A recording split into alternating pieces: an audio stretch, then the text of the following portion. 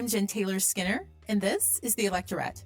On this episode, I have a conversation with the president and CEO of GLAAD, Sarah Kate Ellis. I was so excited and honored to have this conversation with Sarah Kate, as I've been a longtime admirer of GLAAD's work and advocacy in the LGBTQ community. And today's political landscape is more toxic and harmful for this community than I've seen in a really long time. So the work that GLAAD is doing is more important than ever. Sarah Kate and I talked about GLAAD's newly released data about LGBTQ voters. And there's some really promising news in this report about voter engagement and about voter enthusiasm. So I truly hope you enjoy my conversation with the president and CEO of GLAAD, Sarah Kate Ellis. Sarah Kate Ellis, welcome. Thank you for joining me. Thanks for having me. I'm very excited to be here. I am excited too. It's a real honor to meet you. I've always admired the work that GLAAD does and your work and your advocacy. And particularly because GLAAD's, they have an intersectional approach to their advocacy and their activism, right? I was just watching the GLAAD Awards for this year with streaming, right? And I saw that, I think it was Jennifer Hudson this year, she was awarded the Excellence in Media Award for her allyship, right? And I was watching that and I was like, oh, that's so cool. But also because she said something that really touched me. She said, I feel safe. I feel safe here. And I thought about that. And I thought that's so important given the climate that we're in right now, given the kind of toxic, nastiness of the political landscape right now. It's so important that marginalized communities feel safe with one another. And so that really struck me. And I thought about the advocacy and the intersectional approach that you guys always take, right? So that's just a statement rather than a question, but I just wanted to point that out. But I do want to talk about the survey that you conducted because that was actually really positive. So GLAAD conducted a survey amongst, registered voters. And one of the conclusions that the survey came to was that 94% of LGBTQ Americans are motivated to vote. And that's a really high number, right? Especially if you think about the context of our voter turnout generally. It's usually around, 65%, something like that. 66%, I think, is the highest. How does that compare to previous years? So we at GLAAD have been doing this election work since 2018. And we felt that it was really a time where we needed to get more involved in the process. And so we've been fielding these voter polls since then, really trying to get at the heart of why LGBTQ people are turning out, or if they're turning out, and why they're turning out. And what we've seen is that year over year, LGBTQ registered voters turn out in droves. So we usually turn out to polls, it's ranged from 92 to 94% of registered LGBTQ people in a presidential election year. Why is that great news? Well, that's great news because we know that the majority, most LGBTQ folks vote pro democracy, pro equality, and they vote that up and down the ballot. So for our community, it's life or death, honestly. And that's why I think you see such a high turnout. Or in this case, in this voter poll this year, that's not the turnout numbers, it's the anticipated, who's planning on turning out. I was thinking about the percentage of the LGBT community out of the entire, American populace and the voter turnout. In that, I think that the LGBT community only makes up 7% of the population. But when they do come out in really large numbers, like they did in the 2020 election, for instance, they can really, shift an election. And I think that they were pivotal. That vote was pivotal to President Biden's election in 2020. So do you think that high number of motivated voters in the LGBT community, do you have confidence that that'll translate to turnout this year? I think that's the big question for everybody right now is turnout. So, yes, the Gallup poll has us at 7%. I think that's wildly underreported because that's self-reporting. And I think when you look at Gen Z, that number can go up to 40% of the population being LGBTQ. So I think one, we're underrepresented in those numbers. Two, for our community, we can be the deciding vote. When you're looking at 7, maybe 9, more like 4 states that are going to be the deciding factor in the presidential election, you're looking at less than 80,000 votes. We absolutely, as a community, can make the difference by turning out.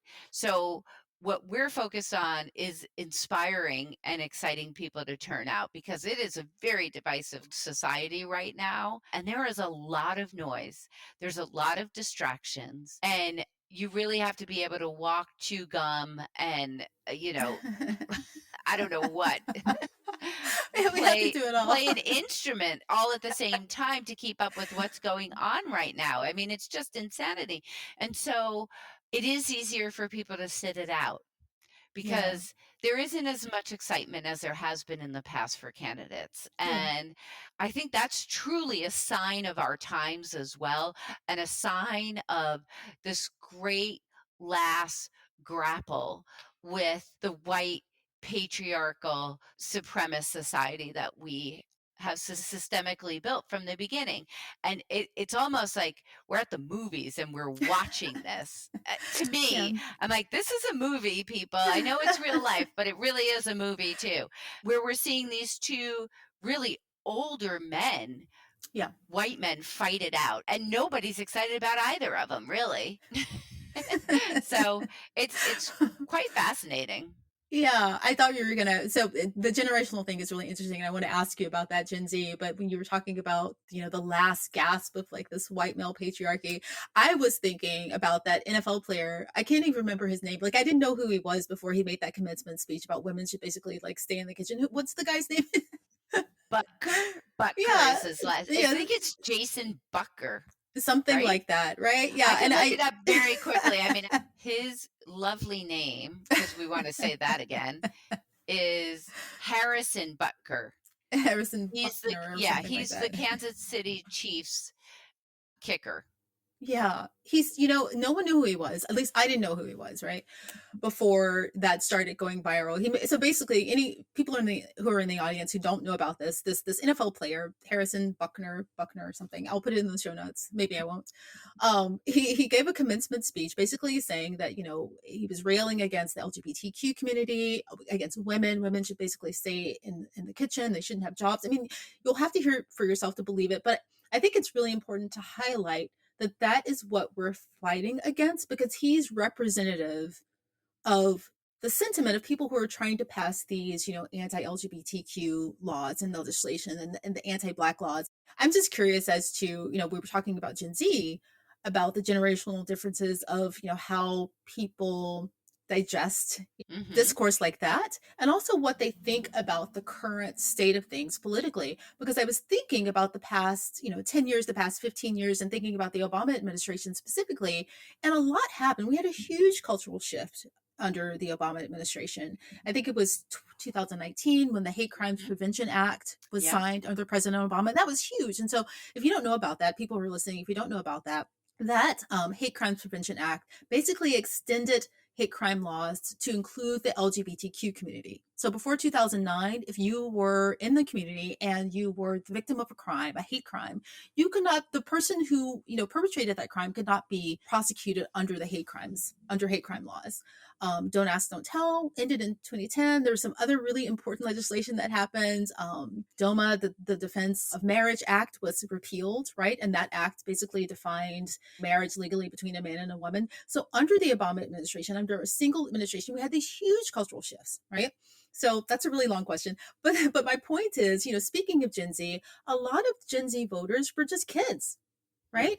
And so I just wonder what their sense is now, living in this time where the political discourse is just so nasty and so toxic around the LGBTQ community. How do they take this moment in comparison to someone like us, like in our generation? That is a big question. I think they have so much access to this information.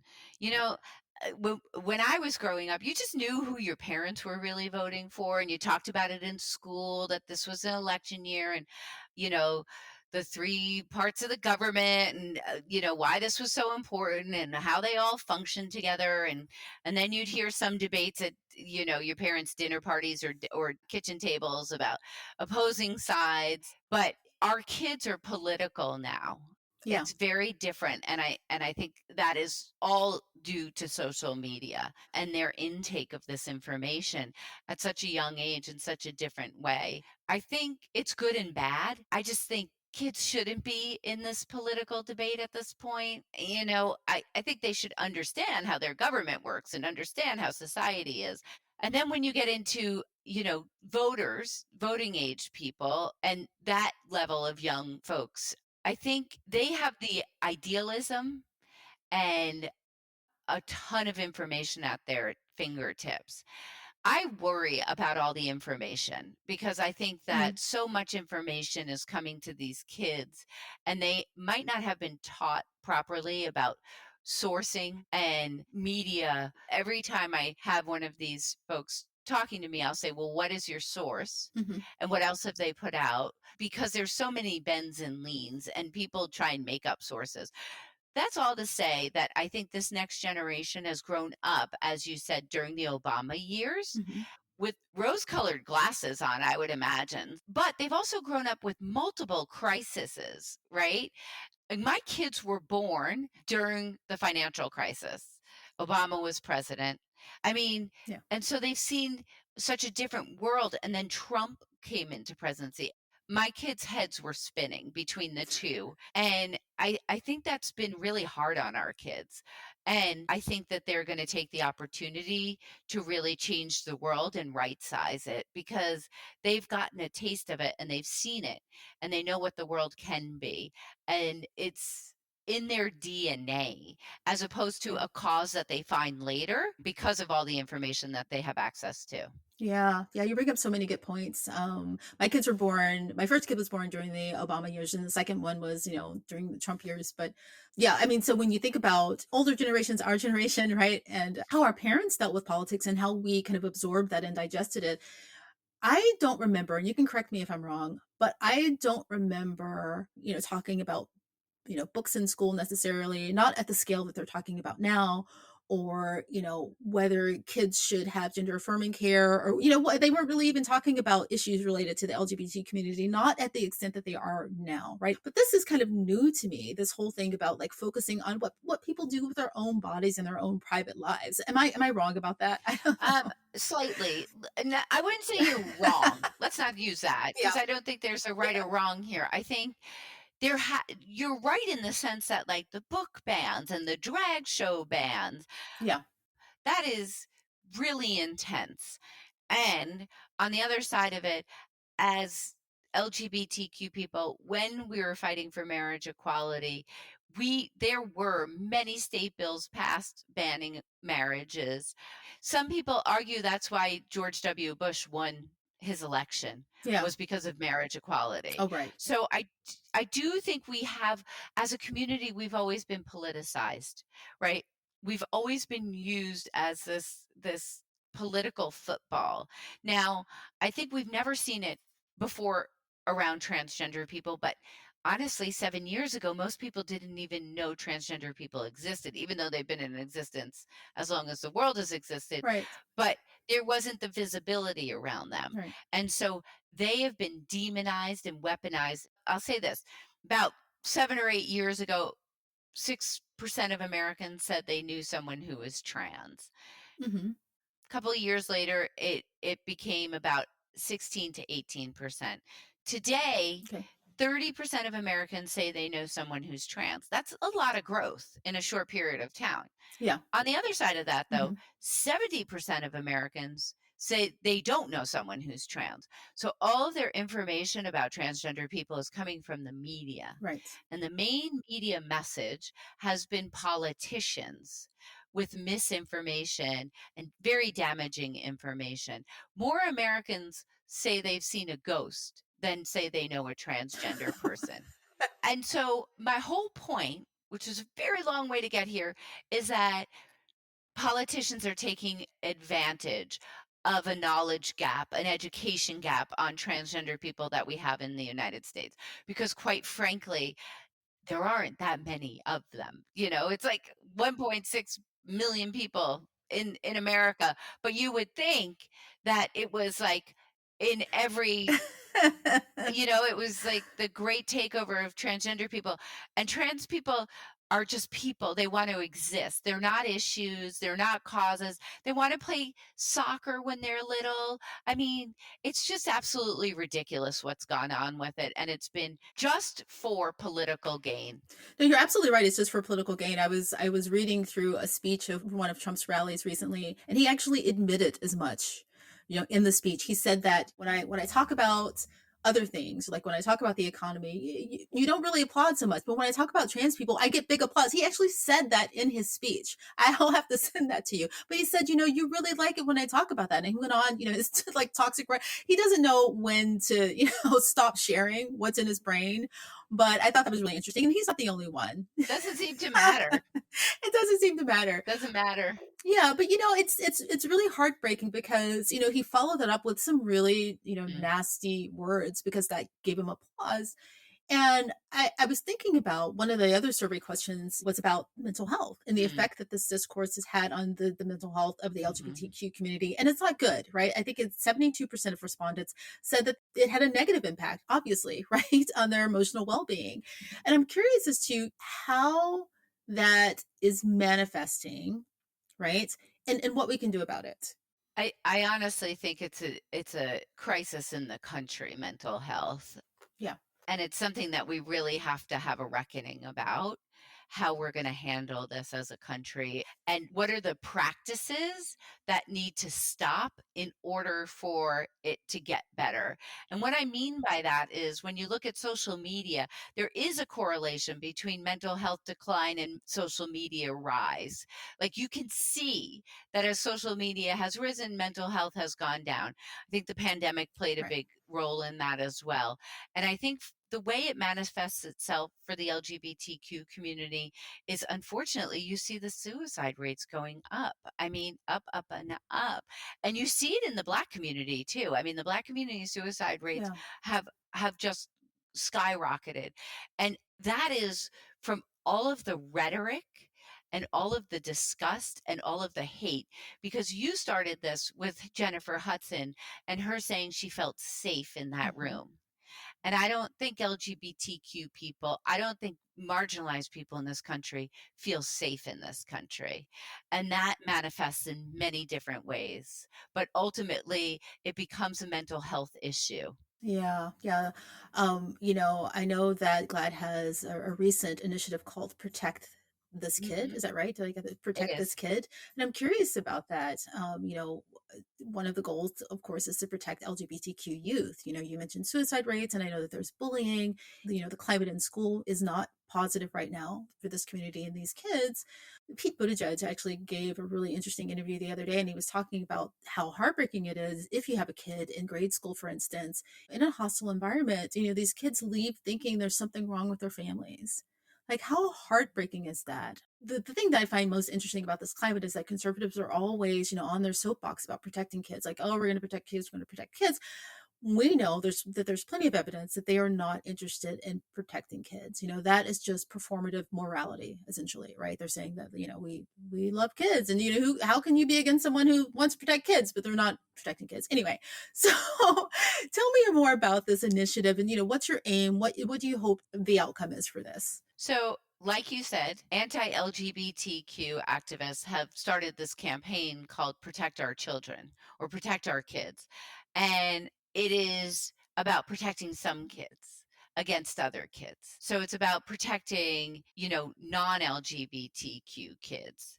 And so our idea, and we worked with an ad agency, Ogilvy, on this, was really about how do we say our kids matter too? Protect this kid too. So it really is focused on trying to disrupt that narrative of protect our children to protect this kid too and humanize LGBTQ people. All of the ads are people who are somewhat famous, but everybody's doing it. Like, you hold up your picture of you as a kid. It's like, how can't you love that picture? It's so cute. You're a kid. I mean, they're so cute. And then Yeah. it's about like protect this kid too, meaning that when I was little and I was a little gay kid who didn't know my way around the world, like those things are really damaging and isolating. And so can we protect all kids? Yeah. But so it's trying to disrupt this narrative that they're talking about protect our children, but what they're saying is just an anti-LGBTQ narrative Yeah. around these are dangerous, these kids don't matter, they don't count. Yeah. That's so heartbreaking. I both love it and I hate it. I hate that this has to happen in response to that because, I again, we both have kids and they're just so vulnerable and they're just so innocent, at this age. And just imagine that It's you have heartbreaking. an environment where these kids feel that people need to be protected from them, which is insane and it's heartbreaking. Mhm. One of the questions in your survey was about candidates who rail on about these kinds of things and they talk about restrictions and legislation against transgender youth that actually does not translate to more support for their campaign. They obviously think it does because they keep saying it, but tell me about that number. Why doesn't it translate to support for them? How is this hurting them? So this was very exciting news for us out of this voter poll because for the first time, what we found is that the rhetoric, the anti-trans rhetoric, is actually not moving voters and it's actually causing them to turn off. So, and that's over 50% of, and these are conservative voters and MAGA voters. So it's interesting where you were talking about like he gets a big hurrah and hooray over trans. And I would say that's like a small minority, loud, but small minority. They're the ones that are waiting 8 hours to see him speak and do all that. But the general population within them is not interested in this discussion. What I'm most excited about is that we've been running many campaigns. As I said before, only 30% of Americans know transgender people. So our campaigns have been about creating ads and storytelling that introduce Americans to trans people. And so I like to think it's working and that we're starting to move the needle. So a lot of times I'll say, in marriage equality, when we were moving marriage equality along, when we saw public sentiment hit about 52, 53% of Americans were for marriage equality, we knew the wind was at our backs. We knew Yeah. that this was just going to keep going. The momentum was there. And so we're just over 50% on trans people. When you realize trans people are people and they just want to earn a living and have partners and love and families and go on vacations, all the things that everybody else wants to do, it changes things. So this was one of the most exciting pieces to me in this because this was focused on conservative and MAGA voters, and if we're moving them in this space, then I know that we can move everyone or, the majority of people. And overriding the number that never changes every year when we do an annual report on basically the state of public opinion around the LGBTQ community. And what never changes is it's like 93 or 97% of Americans believe LGBTQ people should be free and equal. So, what these politicians are doing is against America. It's like anti American. And they're just trying to gin up a few, make a name for themselves, raise some money. People need to live their lives. This is America. You have freedom to live your own life. Yeah. I don't think that they've thought this through really. Because where does this end, right? I mean, first of all, like you said, right, most Americans want freedom and less oppression. I think people frankly are kind of just tired of kind of the darkness, right? And the meanness. I think people are just really Ugh. tired of it and it's exhausting, right? But like, okay, let's say that they win, God forbid, and I don't think that they will. But let's just say that they do. Have they thought through to the end? Where is everyone going to go? Oh, they've thought through. They've thought it through, my friend. Yeah. I mean, have you read Project 2025? Yes, yes, yes, yes. What are Yes. the plans specifically in this arena? Well, we're on page 1, the LGBTQ community, so we're right in their line of fire. Yeah. They'll roll back our marriages. It's interesting because to be LGBTQ in America is this dichotomy. We actually don't have any federal protections for our community. Yeah. Our 2 biggest protections on marriage and on not being fired from our jobs, work discrimination, Mhm. have been passed by the Supreme Court. There was a piece of legislation that we moved through last year called the Respect for Marriage Act after Roe v. Mhm. Wade was unwound that insists that if it becomes a state issue, or when I should say, if this Supreme Court continues down the path that it's going down, that if it's legal in that state, it has to recognize it from other states. Yeah. But we have a patchwork of protections as a community by state, which, as you mentioned earlier, there are over 500 anti-LGBTQ bills proposed this year in this legislative session, which is unheard of. We've never seen anything like that. And the majority are focused on transgender people. And it's about their medical care, which should be personal with their parents or with their doctors. Like, and Americans believe that in all the polls we've done, Americans are like, this should be between a parent, a doctor, and a child. Like, this does not, or a kid. There is no medical real intervention. It's about care, mental health care, and some medical intervention, but not at the degree that people are making it, not even close. So it's about kids on sports teams and stuff like that. I mean, in America, I grew up learning that sports were so important because they built your confidence. You learned how to deal with people. You learned how to resolve conflict. Like, it was less about becoming an NBA star or WNBA star, because that's 1%, and it was more focused on community building and character building. And now we just want to cut off a swath of kids who could really use that, who are struggling potentially, and who want to play. And we're saying, no, you're not allowed. It's so Yeah. backwards to me. I don't know how I got off on this Yeah. rant, but what was the Oh no, sorry. question? It's all interesting. We were talking. I can't remember, but I know we were talking about.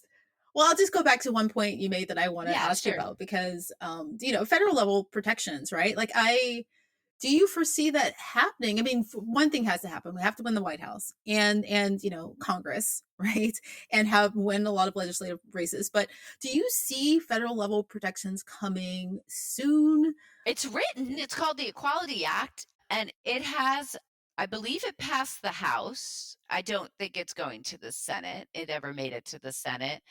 It's so long ago, I've forgotten now. You don't do my job and not be an optimist. You have to wake up every day thinking that the world is getting better, that there is more opportunity, that the arc of justice does bend in the right way. This pushback that we're seeing, it's standard for all the progress that we made. And the minds and hearts of Americans have been changed. Like, it's not even changed. I think it's more even open. Like, Americans believe in freedom. Americans believe that people should live the life that they want authentically and not bother anyone about it. That is like so American. And so I believe that eventually we will get the Equality Act moved forward. But it's going to really depend on this upcoming election, what that trajectory looks like. Yeah, I'm so glad that you mentioned and you keep mentioning this is anti-American, right? Because I think people who are putting forth this, really terrible, oppressive legislation, they're trying to frame us, people like us in marginalized communities and the LGBTQ community, as the ones who are un-American, right? And that's just not true. America is about freedom.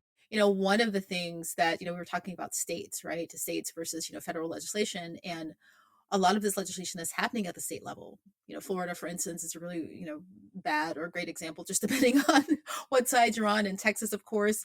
But we also know that a lot of people are moving out of those communities to places where they feel safer. Is that going to present, in your opinion, a long-term problem for making these red states safer places for the LGBTQ community and for trans kids and, for anyone really? What do you think about that? I don't know the numbers on people moving out. Those are people who can afford to move out too. Not unlike abortion bans.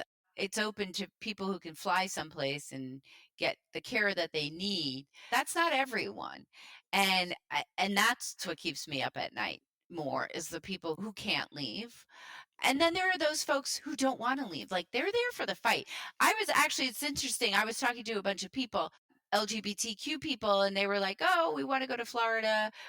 But we can't." And I said, "No, you can." I said, "We all need to go. We need to start like we need a big gay retirement community. We need the gay villages of Florida, and we need to vote there."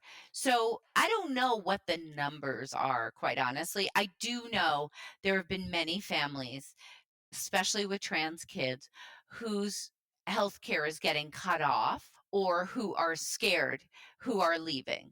And that's real. And I think that there are other folks who can't leave. And then I think there are people who are saying, you know what? We're going to show up and we're going to change this. We're not backing down. Yeah. And the LGBTQ community, we wouldn't be in existence today if we weren't fighters. That's just who we are. We have to be. Our lives depend on it, and they always have, because we've never been a visible community. And visibility is both amazing for us and a target on our back. Yeah. Yeah. Oh, so many excellent points there. What do you need from everyone else? What do you need from me? What do you need from the community just generally? What do you need from us to help you in this fight? I think I need two things. One is that I need active allyship. And I mean that in the rooms that we're not in the spaces that we're cut out of, that you are an educated voice for us. So if people are saying dismissive, wrong, or nasty things about the trans community, you can defend the trans community. And it doesn't mean that you have to do like a big study on trans folks. It is also just talking about the human side of people. Like, these are just people, guys. Like, they want to exist. Like, where have you ever seen someone trans come in and try and take over? What? Nothing. I mean, sometimes just showing the craziness in it all. So I think one is really active allyship in spaces that we are in. Bring us along, include us, and think about that while you're there. And then the second thing I would say is on November 6th. That will be a Wednesday. It will be the day after the election. What I ask everybody to do is make sure that when you read who is the President of the United States, you have no regrets, that you did everything to protect our freedom, our democracy, and our marginalized communities. Those are my two requests. Beautiful. Yes, you're absolutely right. That's excellent. Whew. So I'm both looking forward to the day after and kind of, anticipating the lead up to it, because I'm every day as we get closer, I'm filled with more and more anxiety. Well, we have a um, debate now on the books, right? June yeah, 27th, yes. which is going to close out Pride Month. And I was just saying to my team as we're prepping for that, because we do a lot of prep work around, the elections, right? Like, we do a lot of the voter polls. We do our goal this year is to have the highest LGBTQ turnout period ever, and that we're really aggressively working on that. And then our third thing that we do is we make sure that our community is part of the conversation, the election conversation. And so I said to my team this morning, I said, if they have a debate on June 27th and there isn't a very good question asked about our community at the end of Pride, when our community has been the political football in this election season so far, I will lose my mind. So Yeah. let's get those folks at CNN ready to understand that we are watching. Here are the questions we recommend. And if you remember, there was a debate at one point, and Mike Pence got asked a question about trans people. Like, do you not think that they're people? We crafted that question so that it couldn't be Oh, something where he just walked out of. He had to acknowledge the transgender community. They're actually people. I think the question was, do you consider transgender people Americans? Will you govern for them? So we like questions where you yeah, can't just like yeah. throw us away. Yeah, or just give you some kind of like pat answer that they've rehearsed, right? So, Exactly. I mean, can you do I didn't know that you could do that. So, are you helping shape shape the No, questions, we the debate? Can you no, do that? we don't do that. What we do is no, no one can. I mean, it's they're independent news and journalism. What we do is we give them a guide on all the issues that are relevant for the so we educate them on our issues and what's Yeah. important, and then we put in questions that we think are really important for our community to be asked during the debate. Excellent. I am going to be watching. Well, obviously, everyone's going. The whole world is going to be watching that debate, first of all. But I'm going to be specifically watching for this because I want to see what he has to say. Because, like I mentioned earlier, in 2020, Trump said something like, "Oh, I'm all for the LGBTQ community. I've got their back, or whatever." And now on the campaign trail, he realizes what he needs to say to win, and he's saying something. He's completely changed his tune. He's saying something completely different. So I want to see what he has to say, what his answers are Mhm. in relation to this on that in that June debate. We'll see. Well, we'll be working on it. But yes, and that is actually why I ended up stepping us into this space as GLAAD is after 2016 when he ran, I don't know if you remember, but he wrapped himself in a pride flag on a stage and no one challenged it. And after that election, I thought we have to be there challenging that. If we're not challenging it, no one's challenging it. And so that's why we did that. So Yeah, he doesn't care who he throws under the bus. So anyway, we could go on and on we about can't that. end. We could have a whole other Well, show sure, on that one. we Thank can. you so much, Jennifer. I really, really appreciate it. Yeah, well, Sarah Kate, thank you so much for joining me. It was a pleasure to meet you. It was an honor to meet you, actually. And just thank you for all the work that you've done. And just thank you for taking time to answer my questions. Thrilled to be here. Thanks for doing this podcast. Good luck.